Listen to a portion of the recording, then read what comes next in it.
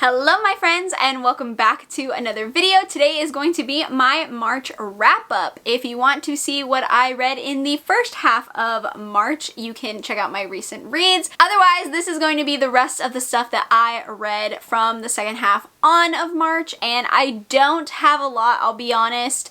The second half of March was really crazy and really busy for me, and I was doing a lot, and I really had no downtime to read, unfortunately. So this is probably going to be a really short wrap up. I have 3 books and 3 manga series to talk about, so it's going to be a quick one. Like I said, I did not have a lot of time to read in the second half of March. I also don't have anything below a 4-star, so again, short, but I think that these are all good ones, so I'm very happy about that. So let's get started. First up, we have a NetGalley arc in the 4-star category. This is Black Cranes, Tales of Unquiet Women. This is a short story collection. It has 14 stories and all the authors are Southeast Asian. Now, I really actually enjoyed this a lot. It is a more feminist story collection, which I also really enjoyed because that's just something that I really like reading. These stories all have feminist undertones and they deal with societal pressures on women and roles in family structures. There's a whole bunch of things that these stories touch on. I think every author did a really good job of conveying their messages through the short stories.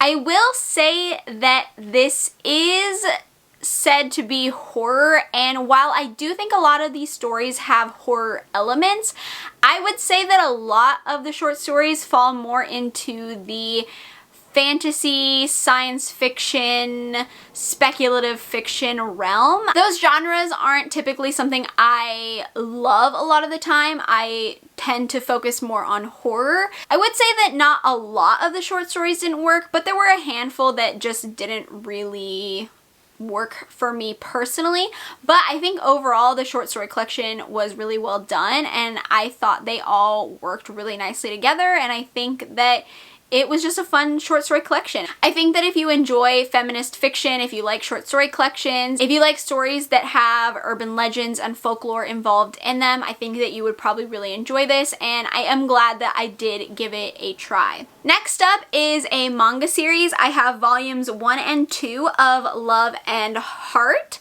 This is a very interesting manga. I don't quite know how I feel about it yet. I did go ahead and pick up the volumes that are available. I think the series is up to volume 6 that's out, I think. So I did go ahead and pick up 3 through 6, and I am interested in continuing this series, but I really don't know how I feel about it quite yet. So I am giving this a tentative rating of 4 as of right now. I don't know if it'll change as the story unfolds a bit more. I'm not really sure. So this is supposed to be a horror romance, and again, just really not sure what kind of story this is, but basically this is about the main character, and she is a freshman in college. She actually comes home one day and finds out that she has a new unexpected male roommate, and this roommate is supposedly her childhood friend who she has no recollection of. He is originally from Japan, but he moved overseas and now he is back. I'm not really quite sure what to make of this series. Like I said, I don't know where this is going. It doesn't feel like horror at this moment in time. I guess it does to an extent because there are these underlying weird, creepy elements, I guess, but the plot just hasn't developed enough in these 2 volumes for me to really see where this story is going. I have an inkling, but again, I'm not quite sure because enough just hasn't been revealed. I do think it is fun and interesting, and I am interested in the rest of the series. Obviously, that's why I went ahead and bought the rest of it. So I just have mixed feelings because I don't really know where it's going as of right now, but very interesting. I really like the art style a lot. It's very fun and it's entertaining. So I'm glad that I gave it a try. Next up, we have volumes 1 and 2 of Midnight Secretary. This is also a 4-star, and this is a office romance vampire story. So this book is about the main character who gets a job as a secretary to this company exec, and he is very, you know, kind of rude. He's got a hard exterior, and she's trying really hard to prove how good of a secretary she is, and she finds out that he is a vampire. And now this is a very typical story. There's not a lot to this. I feel like if you've read a lot of vampire romance, this is nothing new or crazy or different, but it's a lot of fun. It's a fun trope. I enjoy it. I think it could be a little steamier, to be honest, but volume 2 upped it a little bit more, so you know, I'm intrigued, and I did pick up the rest of the series. I believe it's up until volume 7. I think the series is done. So I will continue it. It's a good time, and it was fun, and you know, it was enjoyable. Next up is the 4.5 star category, and I have The Writing Retreat by Julia Bartz in here. This was my March Patreon book club pick, and you know, I knew going into this that I was gonna have, you know, mixed feelings because the reviews for this one are all over the place, and I was kind of nervous, but it turned out to be a really, really good time. So this book is about the main character, Alex, who wants to be an author, but is having a hard time getting her career to start. She ends up having this opportunity to attend this writing retreat that is super exclusive and held by her favorite author. This author she idolizes and she worships, and it's just such an amazing opportunity. She finds out that her ex-best friend Ren is also going, which, you know, isn't the best, but this is a great opportunity, so she's not gonna let that stop her. When she gets to the retreat, things get a little weird, okay? Now, everyone said that this story is so crazy and wild and insane and just like out of this world and bonkers, and I just didn't really feel like that. To me, this was just a very typical, isolated, wintry thriller, and I'm not saying that that's bad. I had a great time with this. I thought it was a lot of fun, but to me, I was expecting this to go like off the rails, you know, and I just really feel like it didn't go there. I really didn't feel like that, and I don't know if that just makes me sound crazy. And I'm not saying that nothing in this book is crazy, because there are crazy moments, but I just think that everyone hypes it up to be this like insane, wild story, and it just really wasn't to me. It was fun and it was a little bit wild, but it wasn't anything crazy for a thriller. I still really enjoyed it. I liked the way the author handled a lot of things in this book. I can't go into too many details because it's spoilery, but I think the author did a really good job, and for the author's debut, I think that it turned out really good, and I would definitely check out more from this author because I thought this was such a good time. The ending was a little lackluster, okay? Not gonna lie. The ending was not my favorite, but I'll let it slide because I did have a good time with the rest of the book. So next up is the 5-star category. I have 2 to talk about, and first up is volumes 2 through 5 of Island in a Puddle by Kei Sanbe. I read volume 1 in February, and I told you all that I was super excited to continue this series, and I had a feeling that it was going to be a 5-star, and I was correct because this series was amazing. This is by the same mangaka who wrote Erased, which is one of my favorite mangas of all time, one of my favorite animes of all time, and so I had high expectations for this one because I just love Erased. But this one was really good. This story follows a brother and sister who are kind of neglected by their mom. She kind of shows up to give them money and then leaves, and they're left to their own devices. And the first volume starts out with the brother and sister alone, and the mother comes home and decides to take them to this amusement park to have fun and, you know, eat good food and ride rides. And right as they're going to get on the Ferris wheel, the mother hands the little boy some money and says, you know, this is for you, and he knows that she is going to leave again. So when they get on the Ferris wheel, they end up watching her walk away.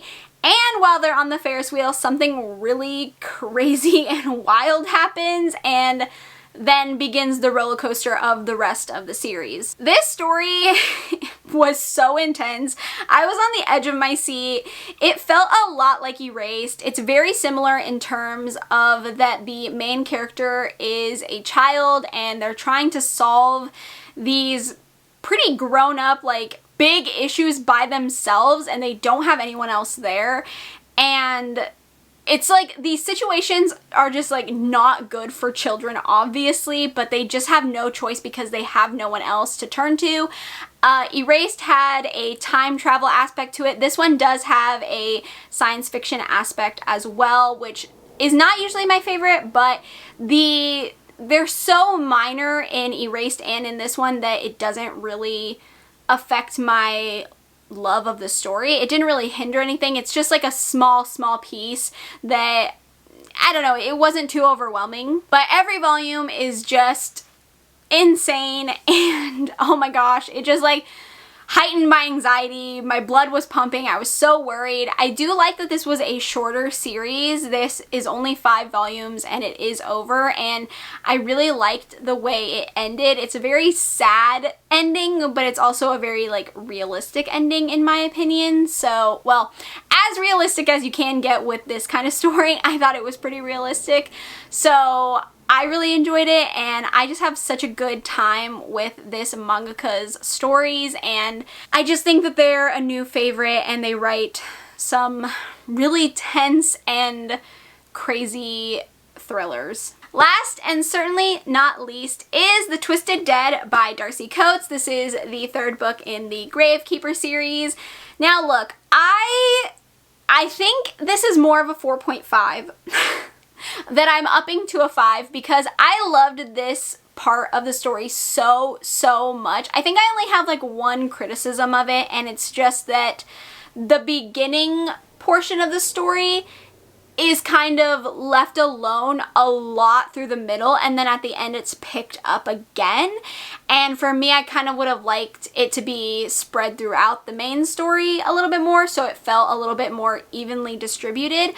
But overall, I loved this book. I thought it was such a good follow-up to The Ravenous Dead, which is my favorite book in the series, but honestly, I think this one is giving it a run for its money. Like I said, it's probably more of a 4.5, but I'm giving it a 5 because I devoured it so quickly. I read it in like a flash. I was just like, woo, Darcy, yes.